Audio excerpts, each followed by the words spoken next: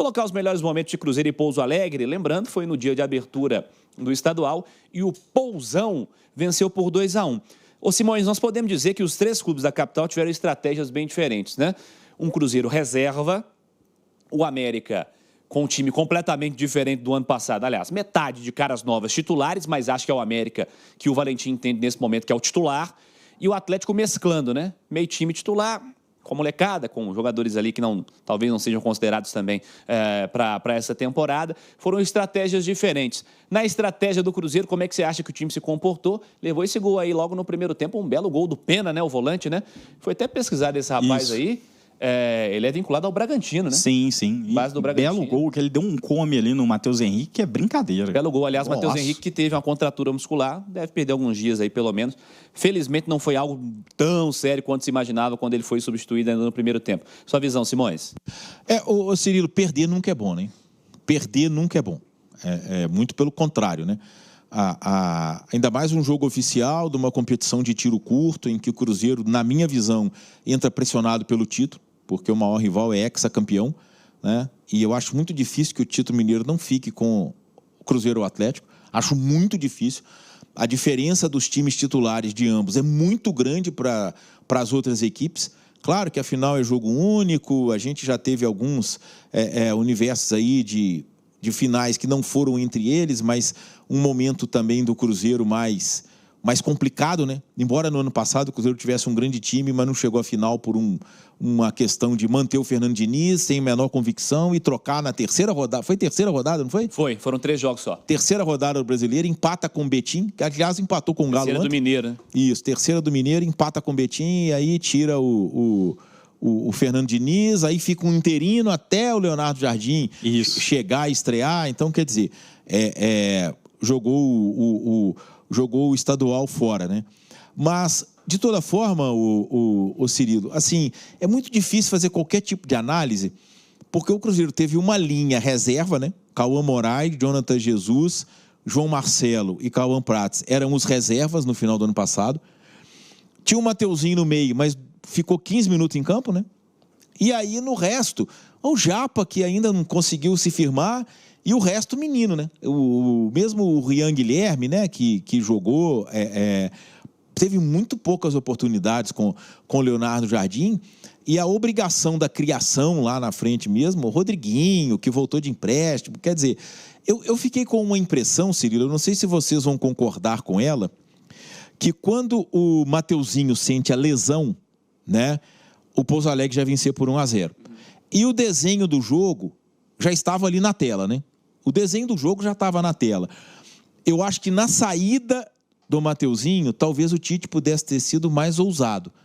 Ele simplesmente recompôs com outro volante, que é o Murilo. Um menino de muita qualidade, com passagem por seleção, mas eu teria pensado, de repente, num Vitinho, entendeu? Que é um jogador de meio, mas um jogador de meio com mais chegada na frente, com mais articulação, com mais poder de finalização, ou até mesmo, de repente, um terceiro atacante, já que tinha o Rian Guilherme, o Japa e quem que era? O Rodriguinho, né?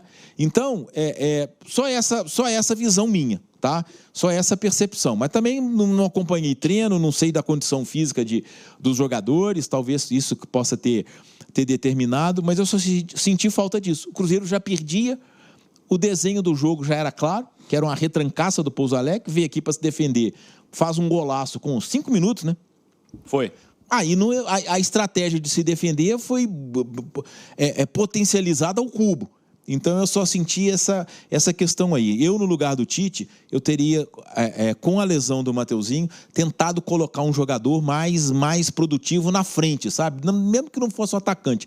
Um meia com poder de criação. Tinha o Vitinho no banco, tinha o próprio Batistella, né? Que inclusive machucou, teve um probleminha também. Sim, teve um probleminha. Mas parece que bate o escanteio pro gol do Cauã. Eu teria feito uma alteração nesse sentido. Agora eu vou lá no plantão da cidade, ok? Vai e volte daqui a pouquinho. Sua visão também, ô Silveira, sobre esse jogo, até vendo aqui, eu falei da escalação do Atlético há pouco, Cruzeiro citado pelo Simões aí, defensivamente. Otávio, Cauã, Jonathan, João Marcelo e Cauã Prates. Cauã Moraes e Cauã Prates, né, os laterais. Matheus Henrique e Rian, Japa, Rodriguinho, Rayan e Kenji. Só antes de ir, O time do Cruzeiro não é um time de Enzos, é um time de Cauãs, porque o Batistella é Cauã também, não é? Também. Pelo visto, ele virou só Batistella para esse começo de ano aí. Vai ter que chamar Moraes, Prates e Batistella. Graças a Deus, né? Porque, nossa senhora. Pode olhar na base que tem muito Cauã também. Tem. Mais Cauã. Dito isso, tudo, o meu caro Rafa Silveira, sua visão sobre estratégia, sobre escolha e sobre esse primeiro momento também de um novo trabalho com o Tite, né? Assim, o Tite muito sensato, né? Depois do jogo, analisando. E, assim, o que eu tô percebendo no Tite é que ele tá com uma fome danada comandando o Cruzeiro, assim, observando ali o jogo e o comportamento dele lá de fora. Ele tava diferente, por exemplo, de quando ele tava no Flamengo, sabe? Sabe quando no Flamengo ele meio que foi perdendo o brilho ali, aí na parte final ele já tava meio que, sei lá, meio desanimado. E eu acho que esse 1 ano e 4 meses que ele passou longe do futebol, longe do comando técnico, isso trouxe para ele revigorou ele. E até ele andou falando sobre isso até na apresentação. Agora, e aí sobre a estratégia que você me perguntou, eu acho que, assim, muito dentro do esperado. Os meninos, eu gostei bastante do Lelis, do Ryan Lelis, né? Eu falando só o segundo nome. Os dois Cauãs, os dois, assim, é chover no molhado. O Cauã Prates e o Cauã Moraes. São laterais prontos, né? Pô, o Cauã... Já são profissionais. O Cauã Prates me surpreende demais, tá? Porque, assim, pela idade, pelo posicionamento dele em campo, pelo porte físico, é um cara muito diferente, é um jogador, assim, pronto já, e é o reserva da posição. O Cruzeiro não tem que se preocupar com a lateral esquerda tão cedo. E também o Kaique Kenji. O Kaique Kenji também bem dentro do que foi o jogo. E, assim, o Cruzeiro, acho que o gol condicionou muito a partida. Eu acho que quando toma o gol, acho que a molecada deu uma sentida, o Mineirão lotado, o Mineirão com 30 mil pessoas, então isso dá uma... O cara vai pesar ali um pouquinho a perna vai sentir um pouquinho, você vai, pô, e agora? Será que a gente vai perder para o Pouso Alegre? Mas, assim, como a gente citou aqui no início do programa, é muito ter paciência mesmo, ter paciência dentro desse contexto, porque, assim, tem uma meninada boa, tem uma meninada que pode dar certo aí na sequência da temporada, e esses jogos são justamente feitos para isso, para experimentar. E, assim, o Cruzeiro também não contava com 2 golaços dentro do jogo, porque o que o Gabriel Tota faz é sacanagem. Do Tota é mais bonito ainda, né? Porque, assim, ele domina já batendo. Ele nem olha para... No erro de saída de bola do Cruzeiro. Exato, ele já sabe onde ele está posicionado, ele já domina girando e batendo. Sensacional o golaço. Eu acho que o primeiro gol é um gol bonito pelo corte, mas eu acho que eu esqueci o nome dele, Otávio. Eu acho, não sei, sabe? Eu acho que podia ter feito um pouquinho melhor, mas aí, assim, é só uma pequena pincelada, uma pequena crítica ao goleiro, mas é um goleiro de potencial, assim, do Cruzeiro. Mas, assim, no geral, perder sempre ruim, mas no geral acho que tá ok, é dentro do esperado, principalmente o Pouso Alegre, como a gente citou. Esses times do interior, eles estão treinando desde novembro, principalmente os times que não disputaram a Série B, né? No caso só o Atlético, o restante tudo começou a treinar em novembro, então, assim, já está no estágio mais avançado de preparação física e também de conhecimento do elenco. Então, assim, não é para se assustar, eu acho que o torcedor do Cruzeiro entende bastante isso, porque, assim, quando o Tite começar a tirar a turma do banco de reservas, acabou, velho. Aí muda totalmente de figura e ele vai fazer isso quando for realmente interessante, que é clássico, início de Campeonato Brasileiro. Enquanto isso, no Mineiro, acho que vale sim as experiências. Inclusive, vamos trazer o Tite sobre o jogo e sobre processos também, isso que o Rafa Silveira está falando. Vamos trazer o técnico Celeste após esse jogo de sábado. Fala, Tite. O primeiro fato importante é enaltecer o carinho que o torcedor teve, a comparecer e trazer para esses garotos todos, das crias da toca, um respaldo de confiança a ele e aquilo que é a nossa realidade, não só a ele, mas a minha estreia. Chateado sim pelo resultado, mas também em cima de uma circunstância toda, sabendo que a maturidade, o amadurecimento, o crescimento dos atletas, ele se dá jogando. Mesmo com 7 dias que nós temos de trabalho, ele foi resiliente nesse aspecto, ruim do resultado. Né? Mas a formação, a maturidade dos atletas, ela se dá dessa forma. E o Tite, dentro desse assunto também, ele falou sobre a ideia para quarta-feira, né? O Cruzeiro tendo que jogar no Parque do Sabiá, né, contra a equipe do Tombense, não vai ser em Tombos. O Tombense fez aí um ajuste de logística aí que vai ter que jogar teve que jogar em Uberlândia, enfim. Então ficou melhor jogar, senão o negócio de viagem ia ficar meio complicado para os caras. Jogou em Uberlândia na quarta-feira, 9h30. Tite respondeu sobre a ideia para quarta-feira e os planos para os jovens, né, ampliando um pouquinho o que ele começou a falar. Não sei, vai ser das respostas tidas dos atletas que estão se apresentando. E é oportuno daqui a pouco para mim, ou daqui a pouco, oportuno não, inoportuno da minha parte, falar que vai voltar os atletas em função de ter tido um mau resultado, sabe? Eu tenho que analisar por vezes o desempenho individual dos garotos. E não fazer o seguinte, jogou mal uma vez, tu já retira, não se forma atleta assim. Se forma um técnico que tem suficientemente maturidade para entender esse processo todo. E dar a eles a confiança e não, pô, errei uma vez, já cortou a cabeça, não vou mais jogar. Eu tenho esse discernimento para essa condição. Então, calma ainda para direcionar a equipe titular para o próximo jogo. Aí o Tite, cara, ele tá certo, assim, o que eu falei na abertura do programa.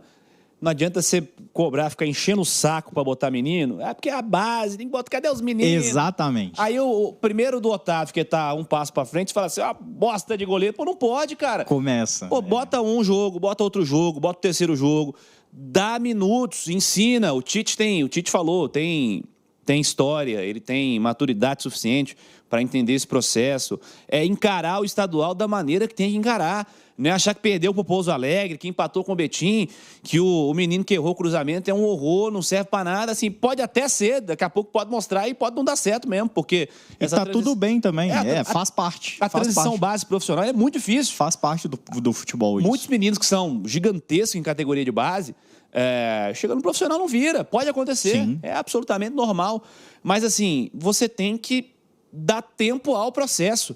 Não adianta fazer um jogo de Mineiro e determinar ou que é craque ou que não presta. Você precisa ver várias vezes, inserir em diferentes cenários. Daqui a pouco os profissionais, o elenco principal... Os cobras, né? Os cobras vão estar presentes aí com mais frequência nesse planejamento também. O grupo vai se juntar. E aí você vai poder também, em jogos desses, inserir esses meninos num time com gente mais tarimbada, com gente Exato. mais pesada. Que dá mais tranquilidade. É diferente você botar o Ryan Leles para jogar num time cheio de menino ou botar o Ryan Leles para entrar no segundo tempo num jogo com o Matheus Pereira dando passo para ele. Sim. Então, assim, totalmente. Você precisa entender os processos.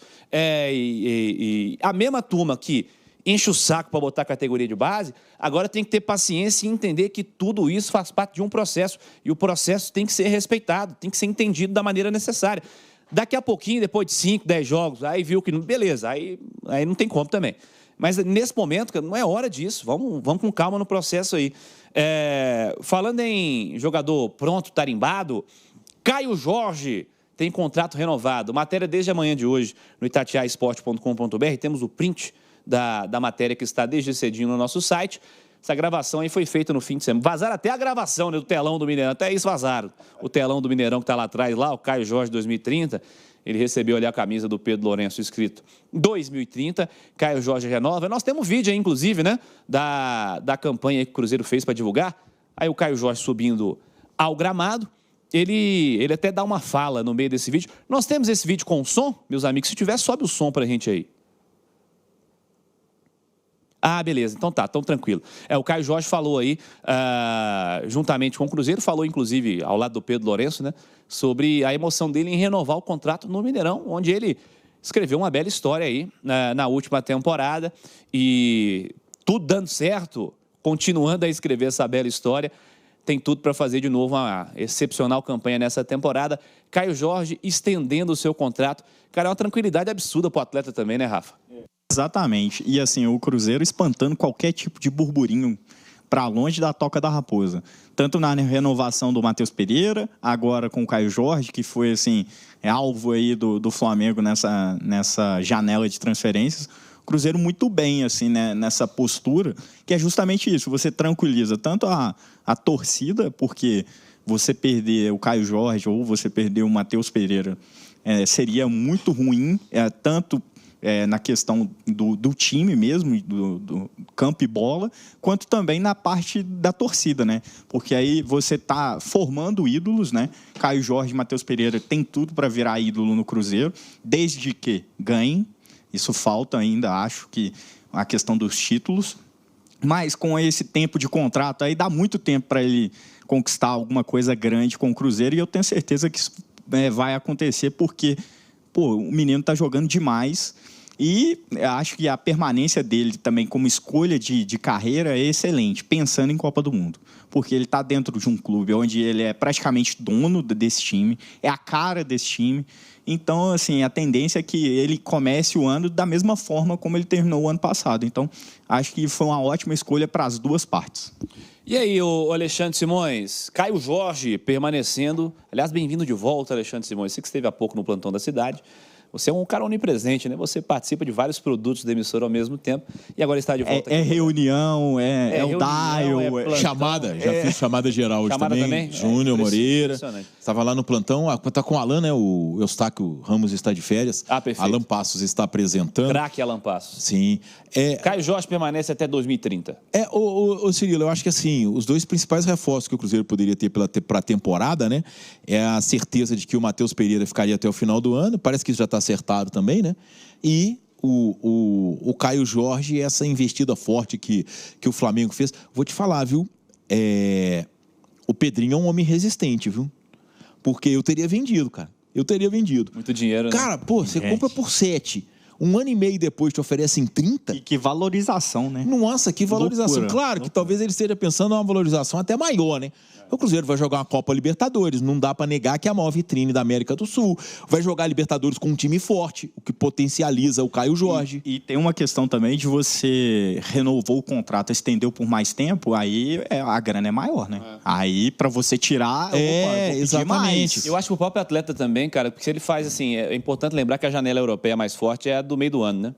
Então, se esse centroavante tem o mesmo desempenho que ele teve no ano passado, no primeiro semestre desse ano, você pode subir uns 20 conto aí nessa pedida aí, porque vai vir gente grande em cima do Caio Jorge.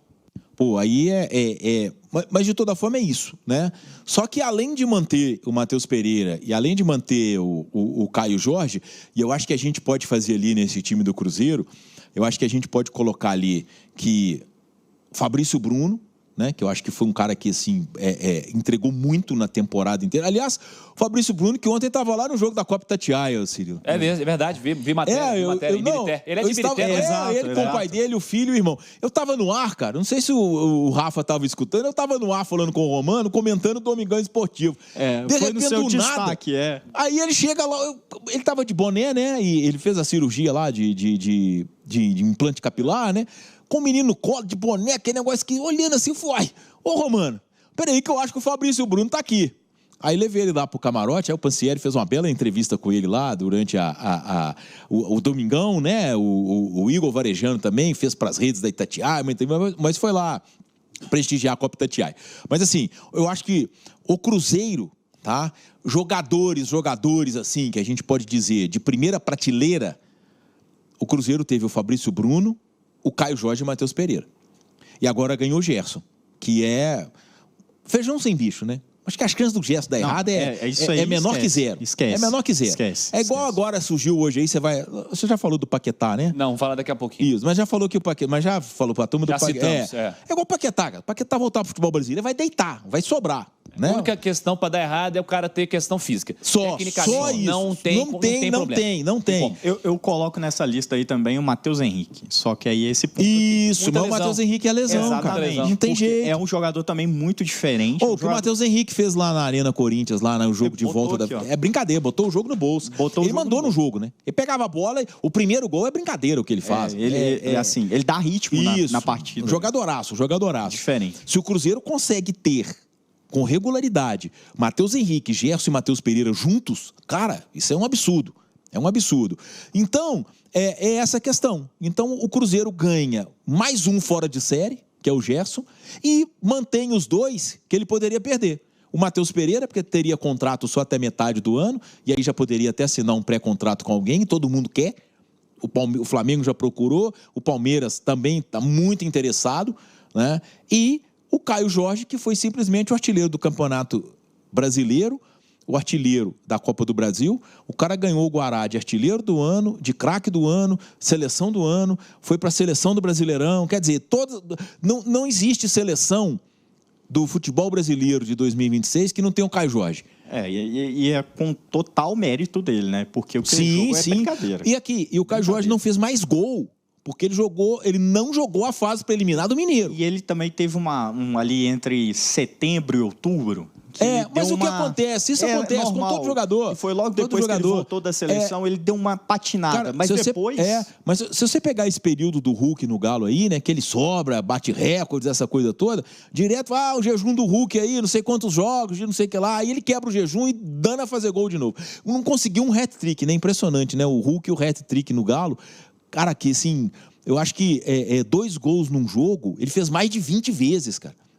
Mas não alcançou esse hat-trick. Mas, de toda forma, é a coisa que acontece. Mas o Cruzeiro chega muito forte para 2026, com a manutenção desses 2 craques, né, do Matheus Pereira e do Caio Jorge, e ainda com a contratação do Gerson. E eu acho, aliás, não tenho certeza, o Gerson vai impactar positivamente tanto no Matheus Pereira quanto no Caio Jorge.